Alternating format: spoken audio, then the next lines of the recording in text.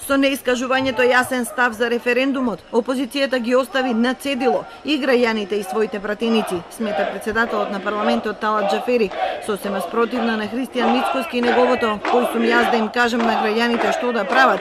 71 пратеник им велат на граѓаните дека треба да се искористи овој историски момент за да се излезе од 30 годишната статус кво ситуација и да се изрази јасна поддршка на интеграциите во ЕУ и во НАТО, потенцира Џафери. Со таква одлука и со таква изјава, очигледно е дека граѓаните ги оставил на цедило. И сега возвратното прашање би било: зошто, односно кои сме ние поединци кои што сме поддржали тој и тој политички субјект, да излеземе и да гласаме утре за тој политички субјект кој што нема решение како и во кој правец не води. Сега сме концентрирани на 30 септември.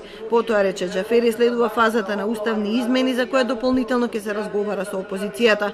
Не верува дека ВМРО ДПМН повторно ќе се обиде да одолговлекува, употребувајќи различни деловнички алатки. Возможни се датумите, возможни се процедурите и стриктно се пропишани процедури.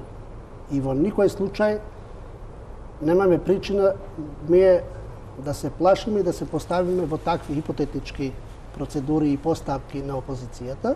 Впрочем, опозицијата ги испроба сите тие методи и пред локалните избори и делумно по локалните избори и го добија одговорот за таквото однесување и јас просто не верувам дека би навлегло наново опозицијата со таква методологија на однесување.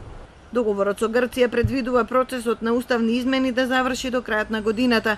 Вообичаено, од предлагањето до гласањето амандмани на Уставот поминуваат 4 до 6 месеци. Корекциите на Уставот бараат гласови од најмалку 80 пратеници.